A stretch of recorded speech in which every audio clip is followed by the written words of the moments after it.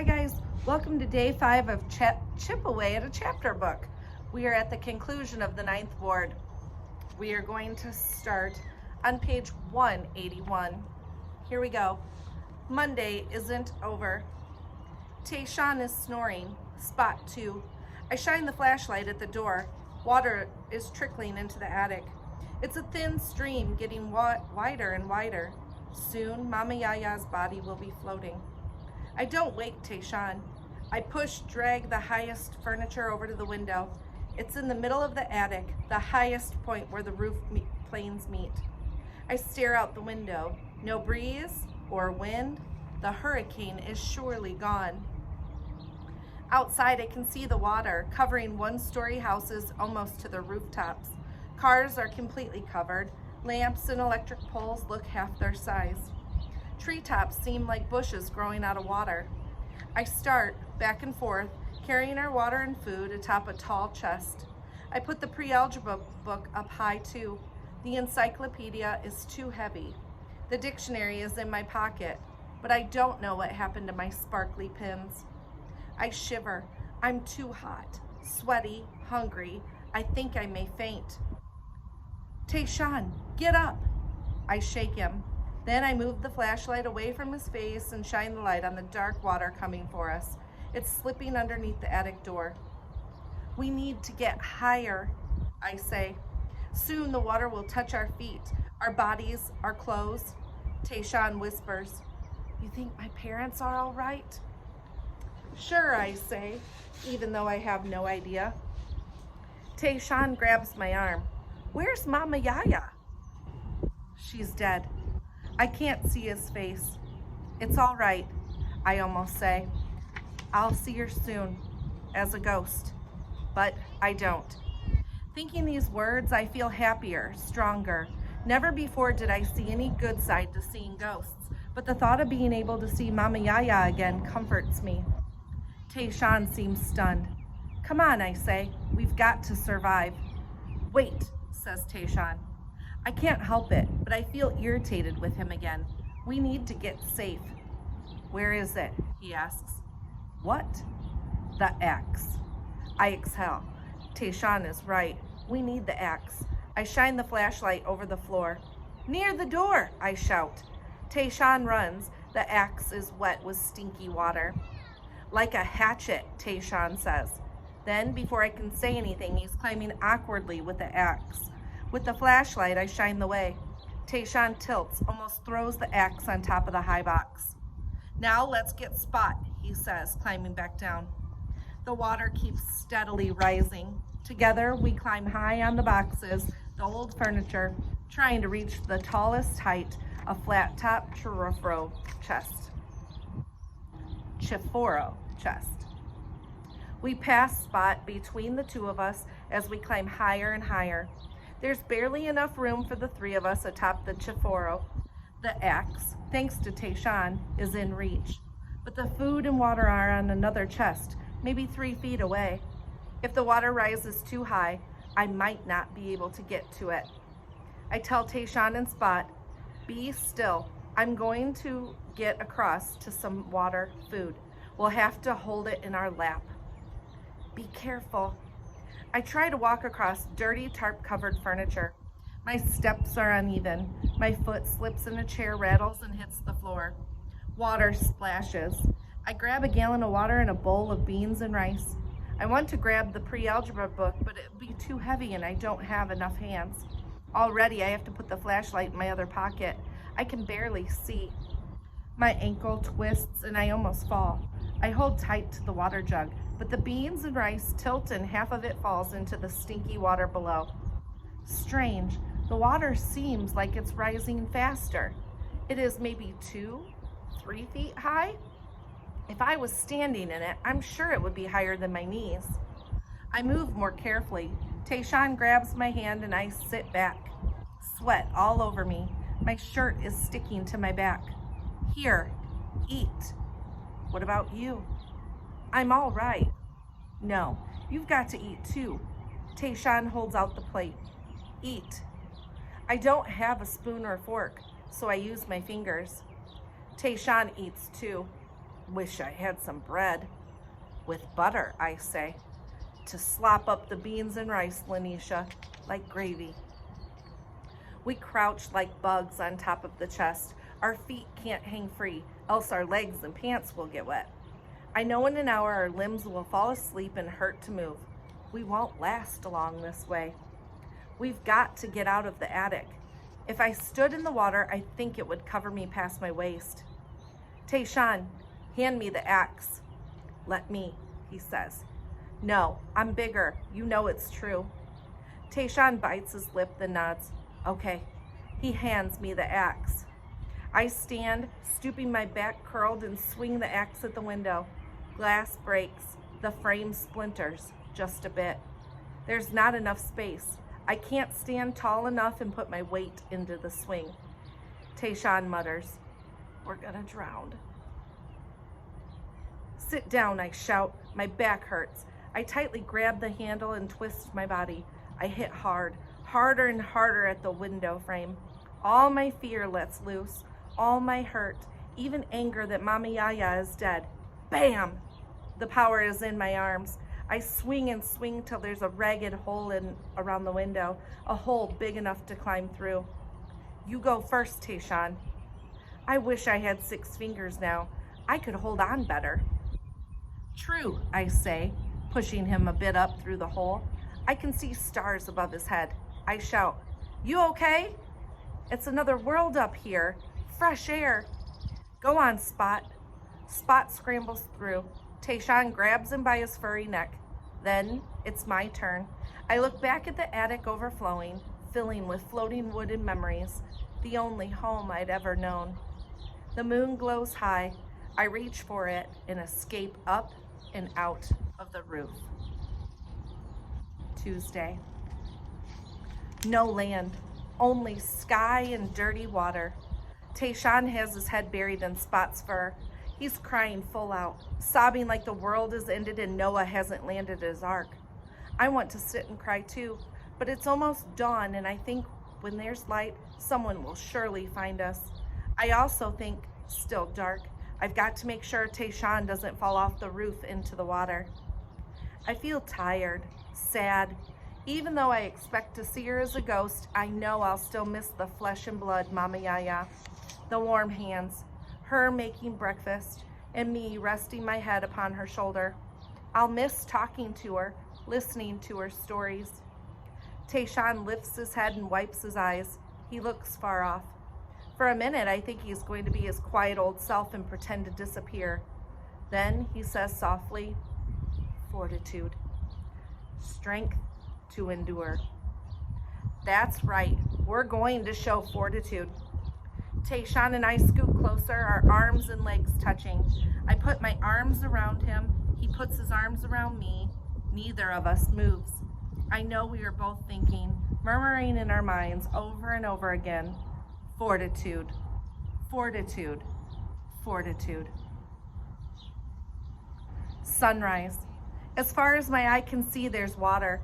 The Mississippi is brown, filled with leaves, branches, and pieces of folks' lives. I see a plastic 3-wheeler tangled in algae. I see a picture frame with a gap-toothed boy smiling in black and white. I see a red car, a Ford, floating. Overhead, I hear a helicopter. It sounds like a lawnmower in the sky. Me and Tayshaun start yelling, waving our hands. Here, over here! The helicopter doesn't seem to see us. It keeps flying south. Its big bird wings circling and the roar of its engine getting softer. Tayshaun is cursing now. I haven't the heart to say, watch your mouth. I'm positive the copper man saw us. How come he didn't stop?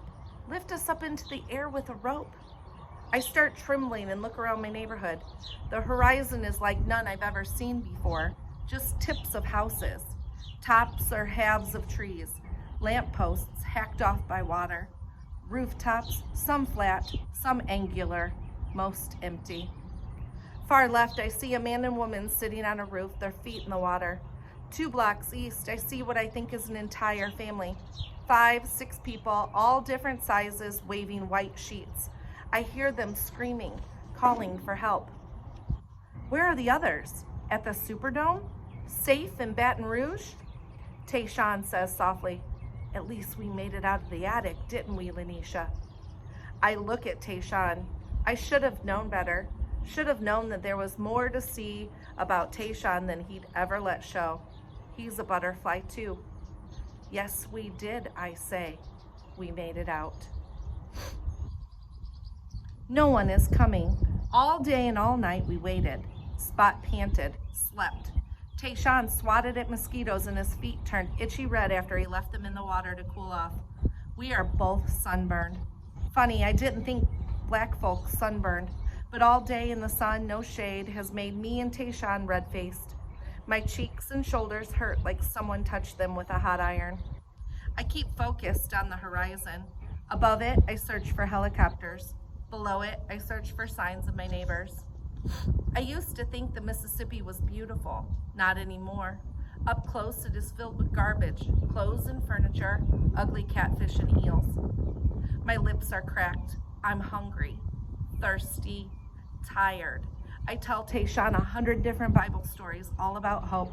I tell him about Moses, David and Goliath, and Noah's Ark. Someone's coming, I insist.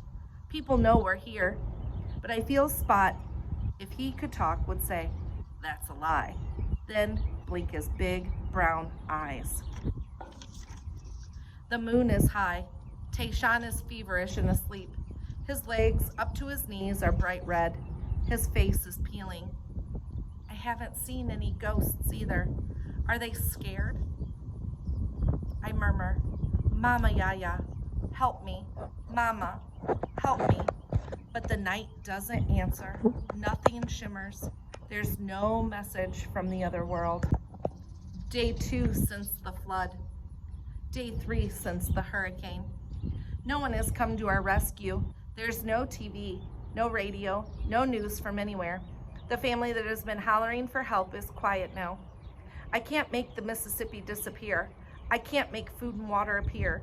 But if we're going to go stir crazy, get more and more miserable.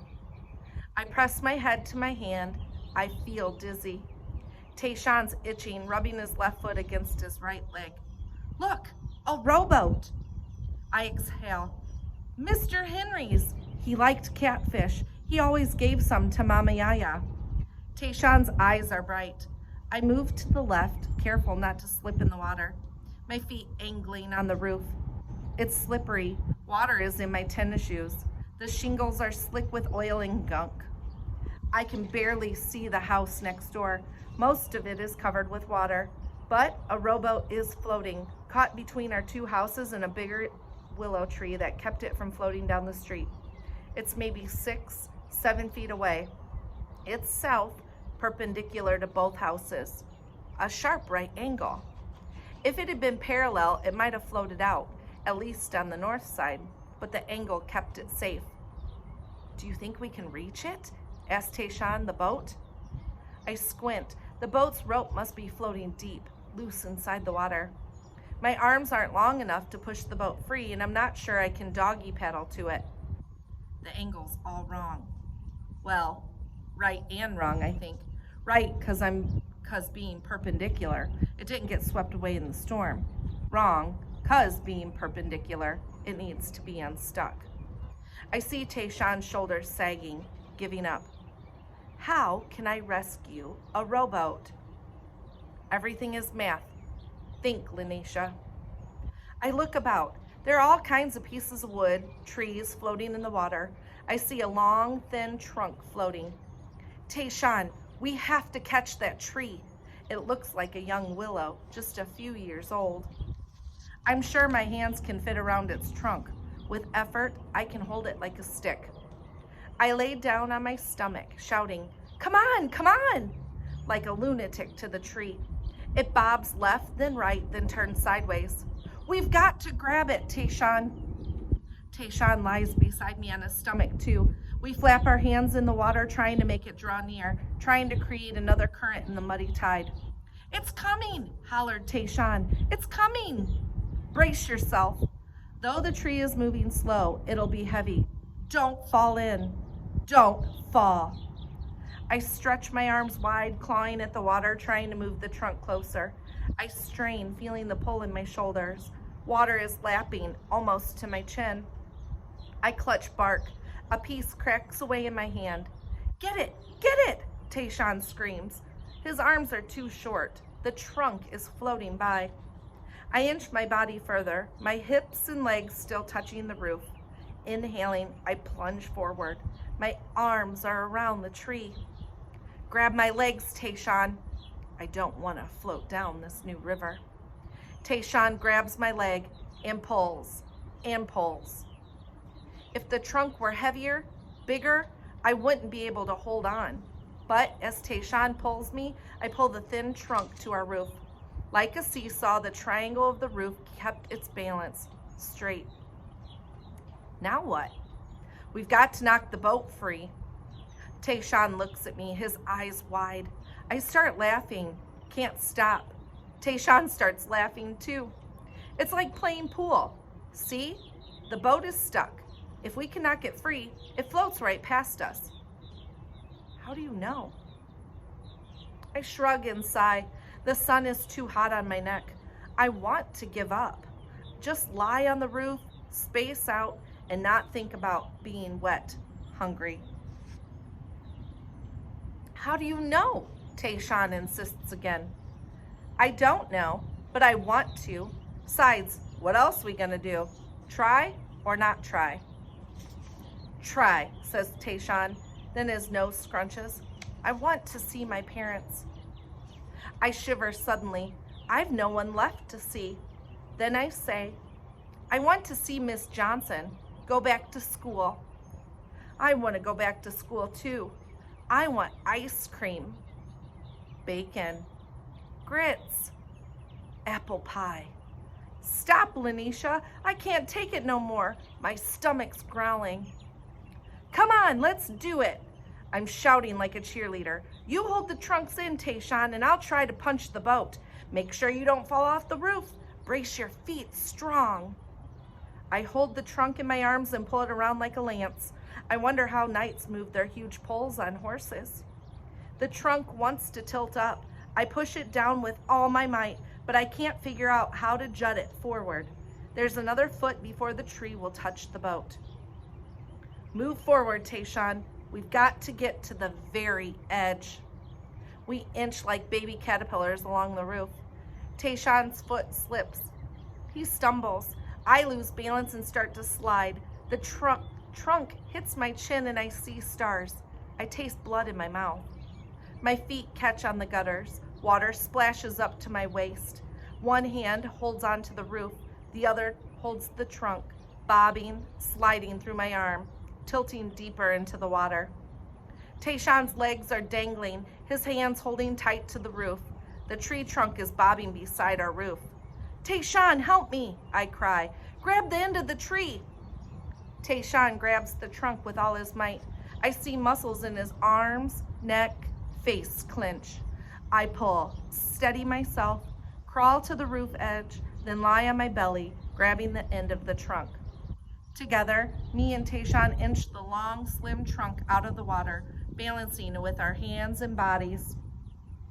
Okay, let's try again. Rise.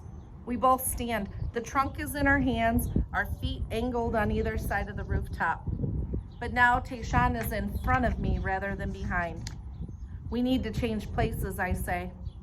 I don't think I can, says Tayshawn, glancing back, his face strained.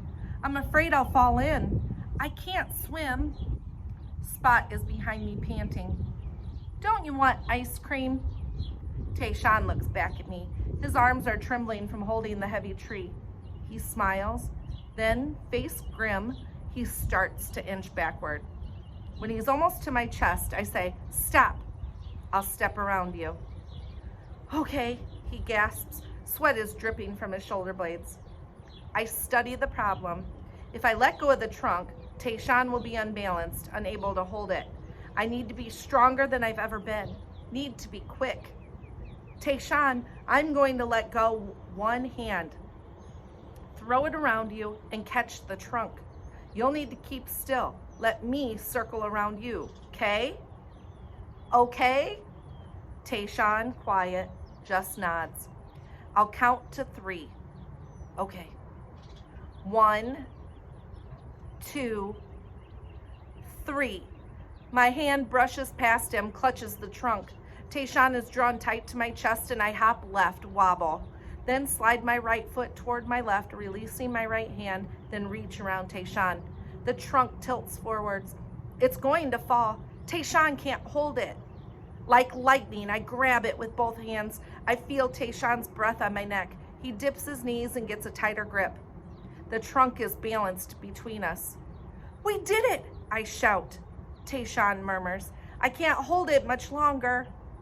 The trunk is maybe 5 feet long. It is bigger, heavier than Tayshawn. As big as me. Yes, you can, Tayshawn. You like sundaes. I like milkshakes the best. Tayshawn tightens his grip. The trunk is better balanced. Good, I say. Move forward. Careful. Be careful. We inch until I am as far as I can go without my feet being in water. We are both balanced on the roof. Spot is just behind us, studying us too. I wish Spot had hands. Pretend we're playing pool. We've got to punch the rowboat free. Hit its back end so the front pokes free. Ready? Ready. 1, 2, 3, punch! We punch with the trunk. The trunk end misses the boat, falls forward into the water. Lean back, I yell. Me and Tayshawn lean back, offsetting the trees drop into the water.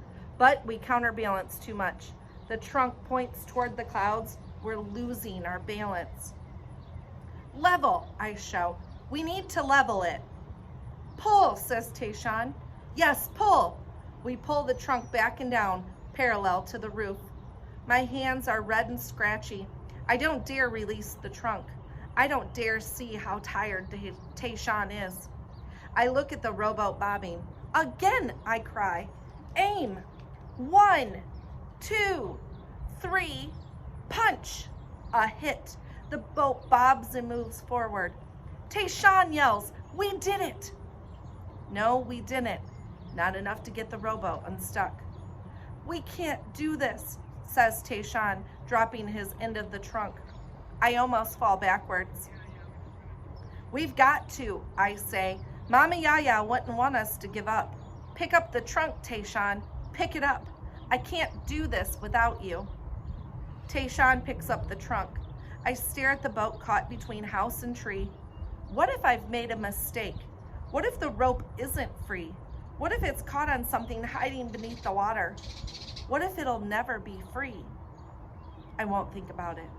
The blue boat needs to be rocked, unsettled, freed from its mooring, from being trapped. Let's sit a minute, I say, together. 1, 2, 3. We sit, inching our butts onto the roof, cradling the trunk against our chest and in our lap. Spot inches forward and smells the wood. He's hoping for magic too. Anyone coming by would think we were crazy. A dog, 2 kids sitting on a roof just above water, holding a piece of a tree. But that's the point. No one is coming. At least not yet. I blink. Maybe never. No, I think. Then I think again. Maybe never. I look out into the expanse of the water. My neighborhood is buried as surely as my mother is buried in St. Louis Cemetery, as Mama Yaya is buried inside the water. Tayshawn, I've got to get in the water. I look at the water. It's nasty. But what choice do I have? You'll drown, Lanisha. No, I won't, I say firmly. Together we'll push the trunk and I'll leap at the end, off the roof, try to hit the rowboat, using my body's motion to set it free. Let's stand. I start standing, feeling Tayshawn rising with me, wobbling a bit. We need to do this, Tayshawn. I'll say 1, 2, 3, push. Got it?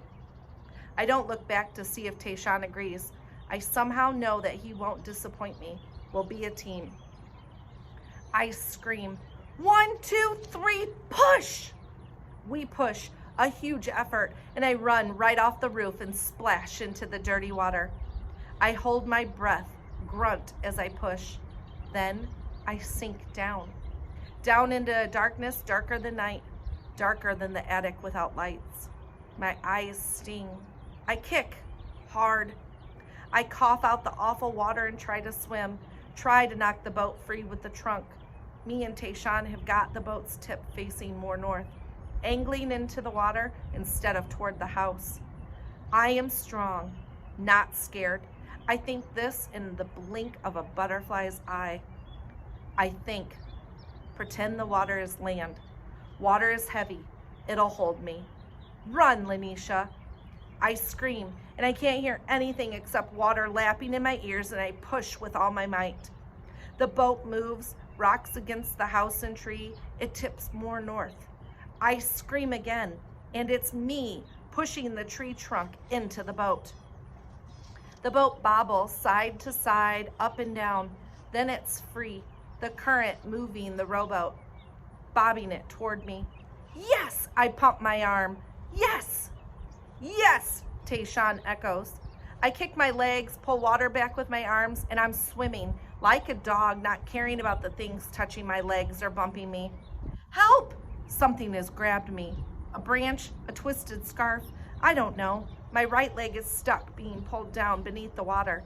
My hands flail and splash, trying to keep my head above the water. My head is tipped back, parallel to the sky. I'm panicking, puckering like a fish. Wood hits my chin, scrapes against my ears. It hurts bad. I'm tired, way too tired. I don't know why I thought I could solve things. Give up, Lanisha, I think. Just give up. Soon as I think it, I become weak like a baby. I hear Tayshawn yelling for me, Spot barking crazy wild. But I sink slowly into the muddy, pitch black water. The Mississippi is making me a new home. My clothes and shoes are getting heavier and heavier. My head can't stay above water. I flail my arms and kick. In the water, which used to be my street, it's like a new country. I can't see stop signs, fences, or sidewalks. That, I know, must be there. I make myself close my burning eyes.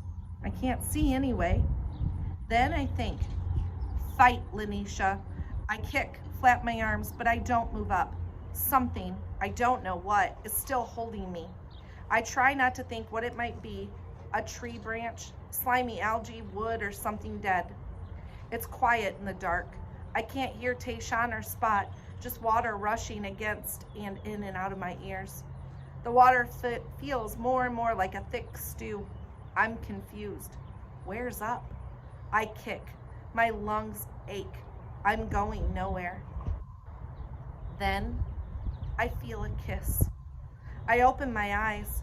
My mother is shining, a bright, radiant light, and I can see her. See her long black hair, brown skin, and lips that seem pink with lipstick. But it's her eyes that make all the difference. They aren't dull and blank. They are seeing me. Lanisha. It sounds like bells when she says it. The second syllable is bright and crisp, not like Mama Yaya, who calls my name, drawing out the third syllable, the ah sound. Lanisha! I feel good inside. She has been waiting all this time to say my name. I have been waiting just as long to hear it. My mother points. I'm caught in a tree's thick branch. She floats down like crystal light and untangles me from the branch. My legs are free. At first, tired, I slip deeper, but then I hear my mother say, "Pull, Lanisha, pull!" I am not too tired.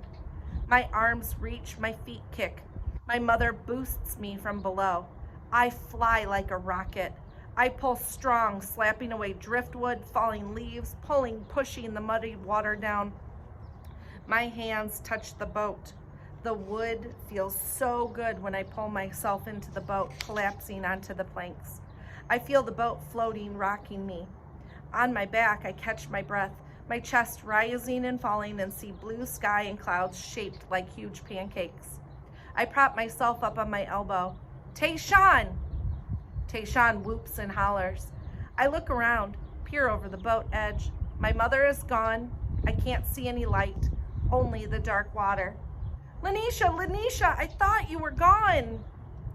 I wouldn't leave you. My mother didn't leave me, I think, but I don't say. The oars are under the seat. I grab them and put them in the paddle holder. I pull and the boat dips to the right. I pull some more, not caring that I'm dirty and my eyes still sting. There are some weird bites on my arms and legs. My shoulders hurt. I pull the oars back, lifting up water, splashing it down. I row until the boat is further north, between our two houses, nearer to where our street becomes a stream. Jump, Tayshaun.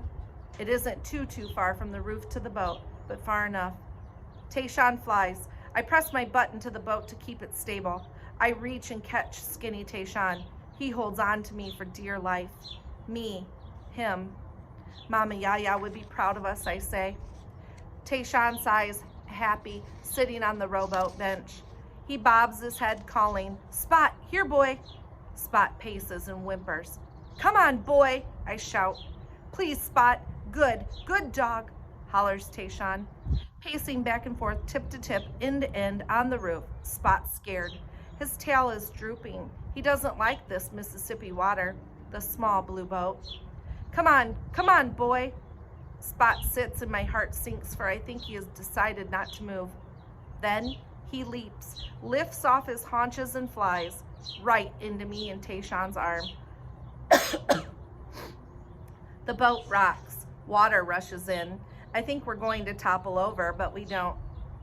We all hug. Spot licks our faces, never minding the wet muck on mine. Tayshaun is crying, not caring that I can see.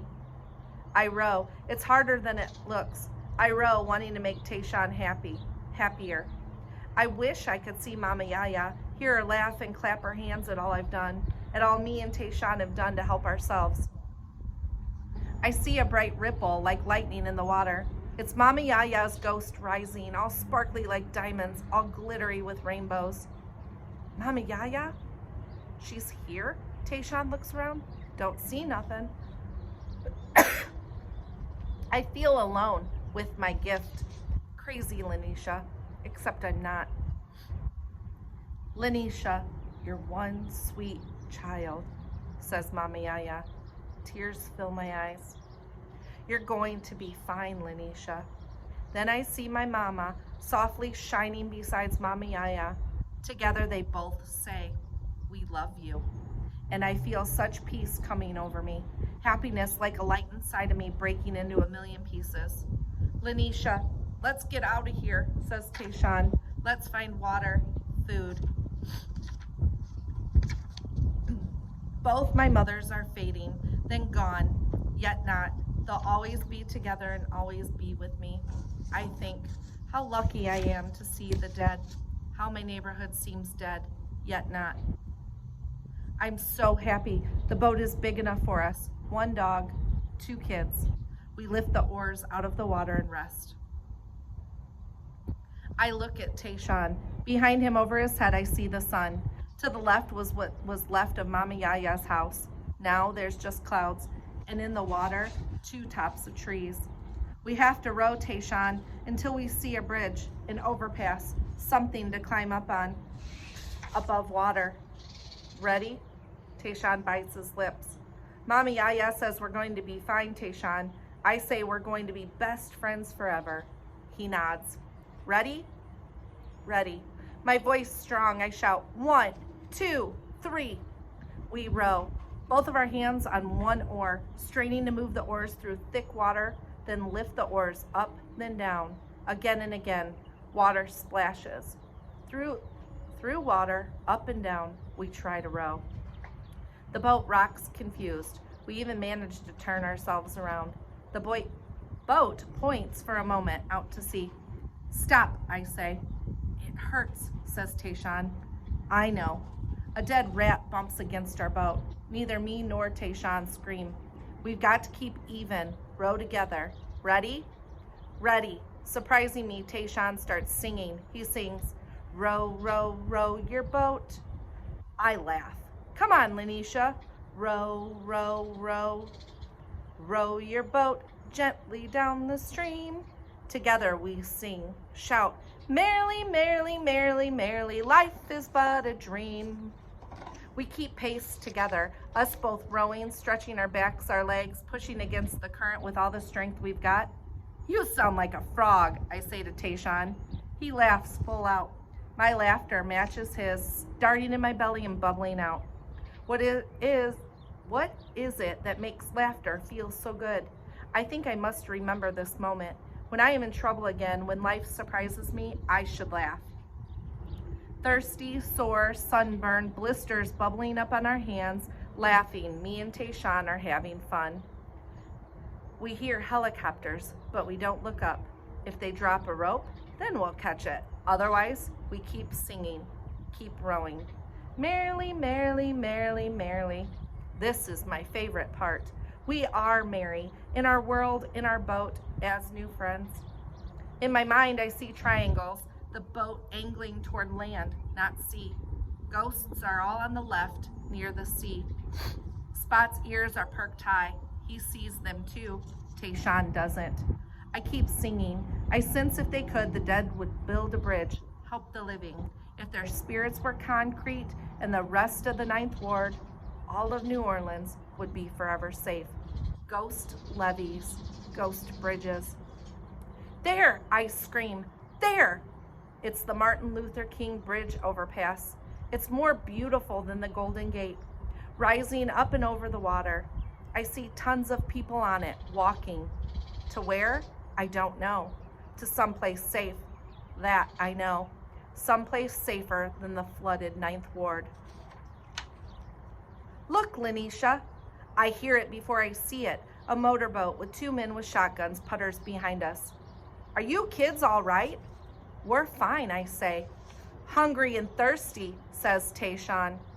The men, good Cajun folk, gives us a jug of water and power bars. Do you know anyone else that needs rescuing? Inside, I feel good. Me and Tayshaun have rescued ourselves. With my hands, I shade my eyes.